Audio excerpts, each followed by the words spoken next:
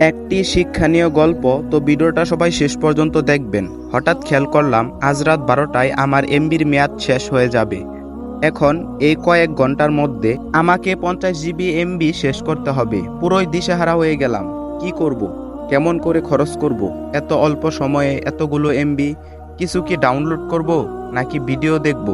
আবার ভাবতেছি কিছু এমবি পোস্ট করে না হয় শেষ করি, না হয় কিছু ভিডিও ডাউনলোড করি। আসলে কি করব কিছুই বুঝতে পারতেছিলাম না।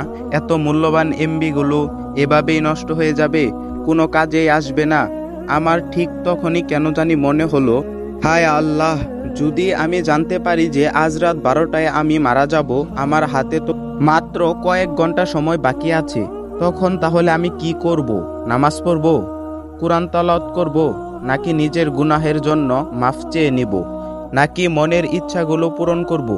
আচ্ছা, আপন মানুষগুলোর সাথে শেষ সময়টা কাটিয়ে দিলে কেমন হয়? থাক, আগে একবার দেখে নেই দেনা পাওনা কি কি আছে। ঋণের বোঝা নিয়ে কবরে না যাওয়াই ভালো। হে আল্লাহ, বলে দাও আসলেই কি করব এই অল্প সময়ের মধ্যে? আসলে কি করা উচিত? আপনারা একটু ভেবে দেখুন তো। সত্যি যদি জানতে পারেন যে এই দুনিয়ায় আপনার আজকেই শেষ দিন, তখন আপনি কি করবেন? কি করে আপনার মূল্যবান সময়টাকে নিজের রবের সন্তুষ্টির জন্য বানাবেন? আসুন সময় থাকতে আমরা নিজেদেরকে বদলাই। আল্লাহ আমাদের সবাইকে হেদায়েত দান করুক, আমিন।